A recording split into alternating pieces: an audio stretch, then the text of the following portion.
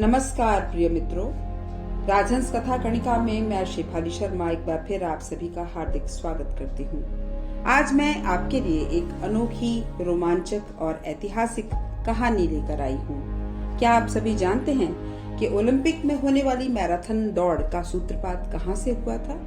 तो चलिए आज सुनते हैं उसी के विषय में एक अनोखी कहानी, पहली मैराथन दौड़।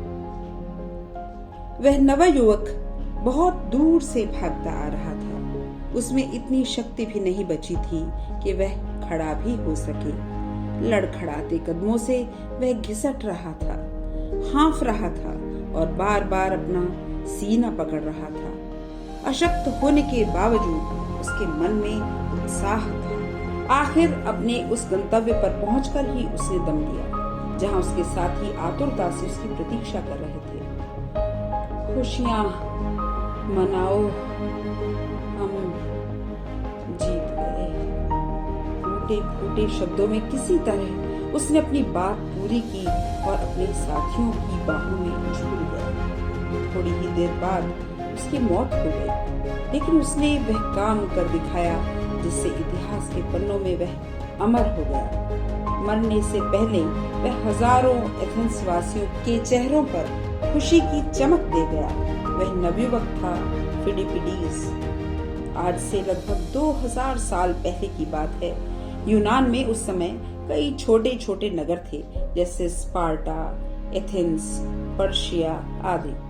पर्शिया का राजा डेरियस बहुत उद्दंड और अहंकारी था। एक बार वह एथेंस के निवासियों से नाराज हो गया।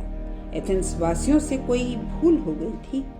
इतनी सी बात पर वह एथेंस वासियों को सबक सिखाने के लिए युद्ध की तैयारी करने लगा। उसने एक बहुत बड़ा जहाजी बेड़ा तैयार कराया और लगभग 1 लाख बहादुर सशस्त्र सैनिकों को साथ लेकर यूनान की ओर चल पड़ा। एजियन समुद्र से होता हुआ डेरियस का वह विशाल बेड़ा मैराथन की खाड़ी में पहुंचा। पर्शिया के सैनिकों ने मैराथन के मैदान पर पड़ाव डाला। वे एथेंस के खूबसूरत शहर को उजाड़ देने के लिए उतावले थे। उनकी आंखों में वहशीपन झलक रहा था।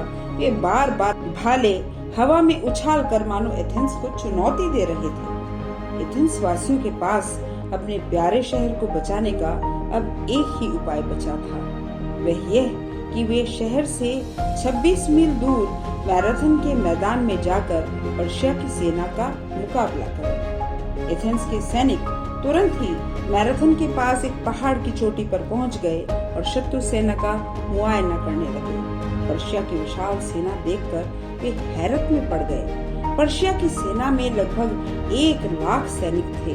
वे समझ नहीं पा रहे थे कि इतनी विशाल सेना का मुकाबला कैसे कर पाएंगे, क्योंकि वे खुद सिर्फ 9000 थे।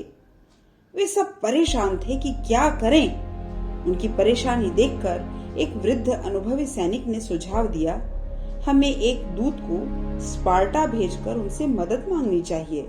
तुम ठीक कहते हो।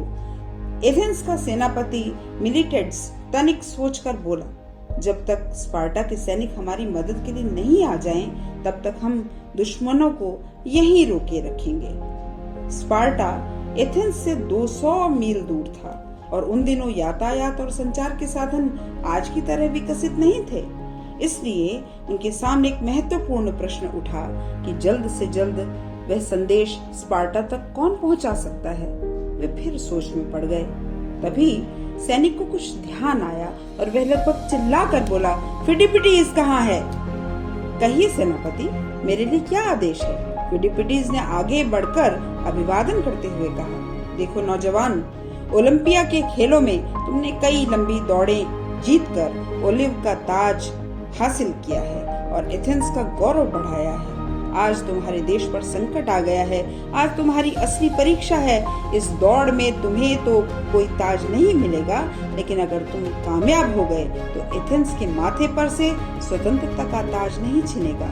हमें उम्मीद है कि तुम निराश नहीं करोगे। सेनापति ने भावावेश में कहा, नहीं सेनापति, मुझे तो गर्व है कि आज मुझे अपने देश की सेवा करने का अवसर मिला है।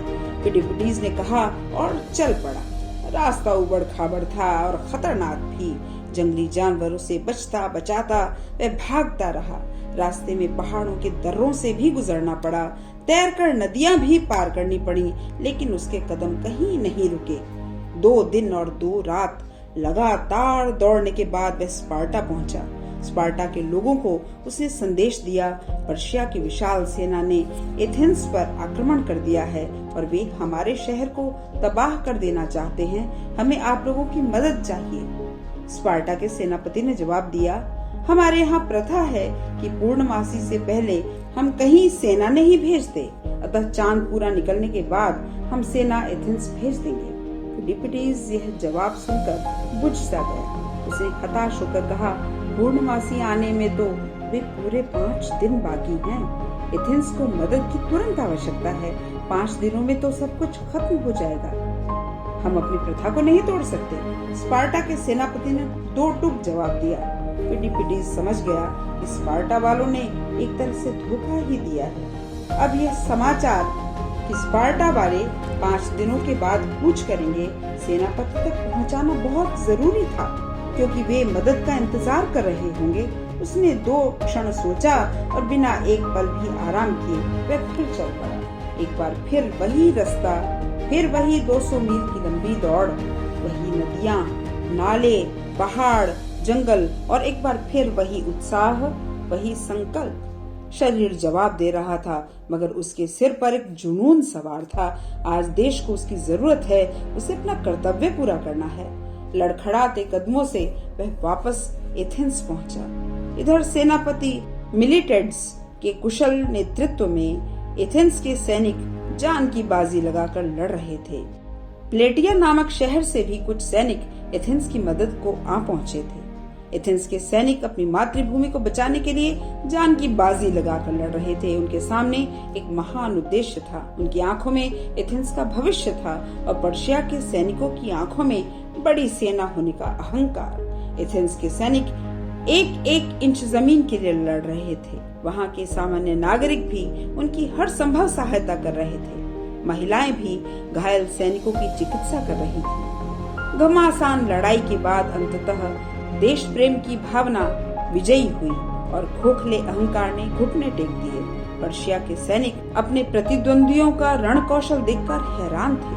एक बेहद छोटी सेना ने अपने से 10 गुनी सेना पर अप्रत्याशित रूप से विजय प्राप्त की। पर्शिया के सैनिक मैदान छोड़कर भाग रहे थे। सेनापति मिलिटेड्स और उसके साथी बहुत खुश थे। यह खुशी का समाचार एथेंस वासियों तक पहुंचाने के लिए फिलिप्पिडेस एक बार फिर चल पड़ा। युद्ध के मैदान से राजधानी 26 मील दूर थी। फिलिप्पिडेस थक कर चूर था, लेकिन उसे इसकी परवाह कहाँ थी।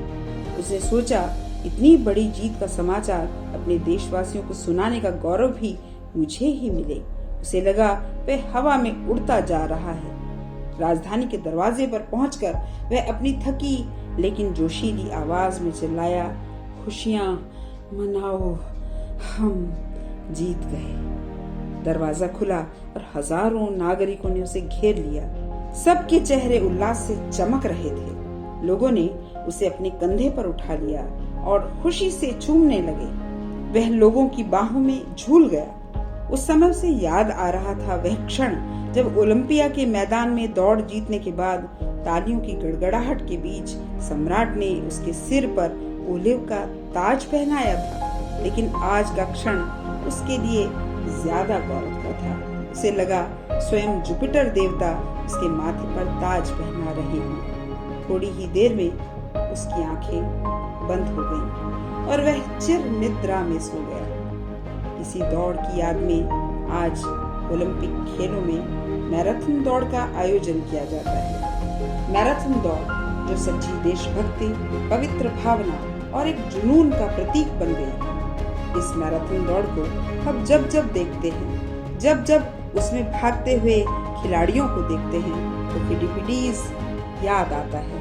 फिलिप्पिडेस एक ऐसा नाम जो इतिहास की पुस्तक में स्वर्णाक्षरों में छपा हुआ है।